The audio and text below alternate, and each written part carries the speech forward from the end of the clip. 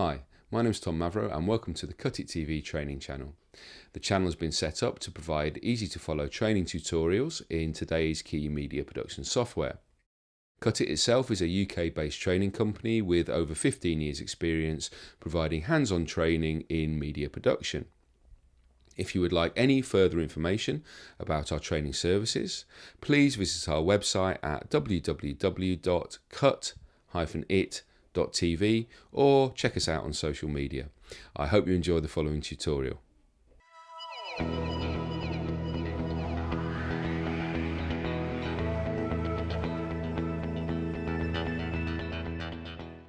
Next we're going to have a look at intrinsic effects.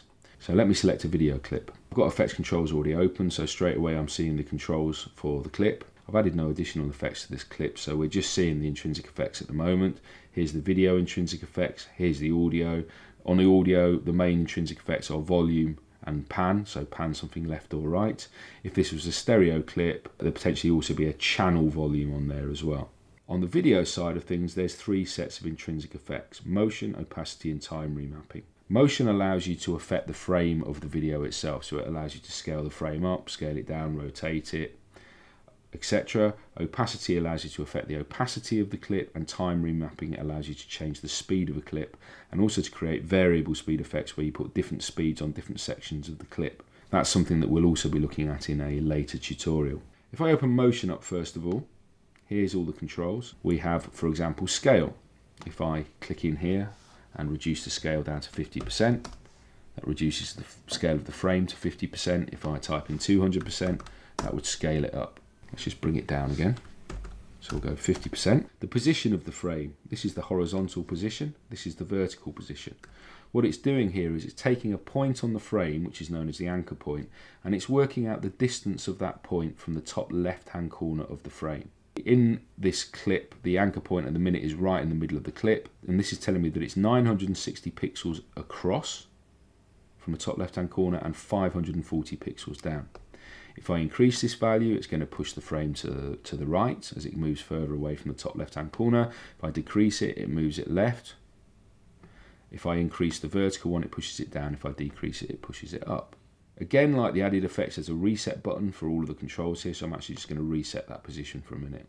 Uniform scale, if I untick that, allows me to adjust the width and the height of the shot independently of one another and stretch the shot. Rotation allows me to, using the numeric control there, rotate, or if I open up the little slider, there's a little clock face there, allows me to do the same thing. And that brings me on to anchor point. Now, I mentioned a second ago that the anchor point is the point of which it's working out the position of the frame from. So it picks a point in the frame known as the anchor point. That's this value here, how far the anchor point is from the top left-hand corner of the frame. Notice at the moment the anchor point also has a coordinate, and that is the same as the position at the moment. The anchor point is also the point around which something rotates. So as you can see, as I rotate here, it's rotating around the middle of the frame. Now the main reason for moving an anchor point is to create a different rotation point in the frame. What I'm going to do is I'm going to change these values. I'm going to increase this one and increase this one, and this would push the anchor point across and down. Now it looks like the frame is moving at the moment. What's actually happening is the anchor point is moving, but the position of the anchor point isn't. So the position of the frame in relation to the screen doesn't change, but the position of the frame in relation to its anchor point does. Just watch now if I rotate, and you see it's rotating around a different point now. Let's just go back to the anchor point again, and also how to access these controls in a different way.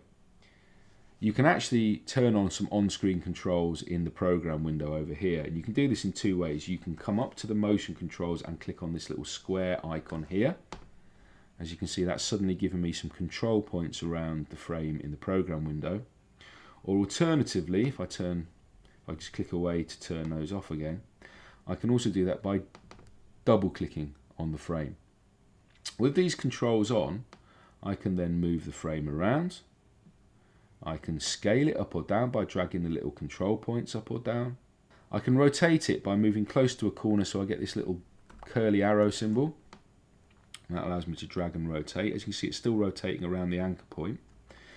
And also with this option, I can see the anchor point. There it is. Now if I move over the anchor point this time, this is a much nicer way of moving the anchor point because you can actually drag it around. So look, I'm going to put it just outside the top corner.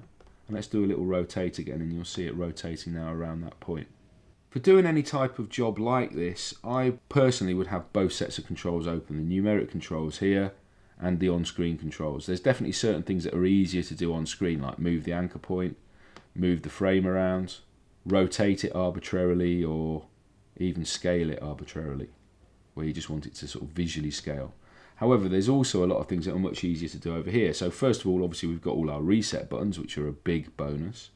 Secondly, if I want any specific amount, so for example, if I wanted to scale it to 40%, it's much easier just to type that in. Or if I wanted to rotate it to 45 degrees, it's much easier to type that in. So if nothing else, just for the reset buttons, I would have these controls open, but I would pick what the easiest option is in terms of what I want to do and just use that option. What I'm going to do on the timeline for a minute is I'm just going to reduce my track height slightly, push this clip up a track, and I'm going to take another shot, just move that underneath it for a second. Now with two shots stacked up over each other, the top one will always be on front. It's a little bit like, say, layers in Photoshop. Whatever the topmost layer is what you would see in front of the layers underneath. As you can see here, as I move the top one around, it's moving with the other one in the background. I could, of course, always go in and select the other one and reduce its scale down, and maybe double click on it to change its position and create a split screen effect, for example. The other thing I wanted to show you here was opacity. So if I just reset all the motion stuff, and I'm going to adjust the opacity of the top clip. So here's opacity. I open its controls up.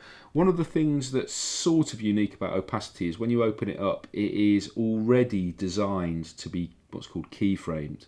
Keyframing is a way of animating the effects controls, and again, this is something that we'll be looking at in a later tutorial. This little stopwatch icon, if it's blue, means that the capacity to animate something has already been turned on, and that also means that any changes you make will be keyframed. Now the danger here is if I just want to make an overall adjustment to the opacity, if I make that adjustment but then move my playhead and then make another adjustment, instead of changing the overall opacity value, it's going to create two keyframes and it would animate between the two settings that I've created. So to avoid that, I'm just going to turn off the stopwatch for the moment, and that will then just adjust the overall opacity no matter what I do. Here's the opacity value, 100%. As you can see, as I bring that down, it's going to blend the shot with the shot underneath. Another useful control that's in opacity is this blend mode option. This gives you various different ways of blending two images together, the foreground with the background. These top ones here tend to give you a darker result, the ones underneath tend to give you a lighter result. There's other ones in here that will give you a mixture. There's some that will change and invert colours. So anytime you want to blend two images together, put one over the other and have a little look through your blend modes, and you might well get some nice results. If I open time remapping up, here's a speed control. This is also set to keyframe because this is primarily designed for creating variable speeds, but I can, if I want to, increase or decrease the speed of the clip by adjusting the controls there. We'll have a look at speed independently of effects, and we'll come back to time remapping again in another tutorial.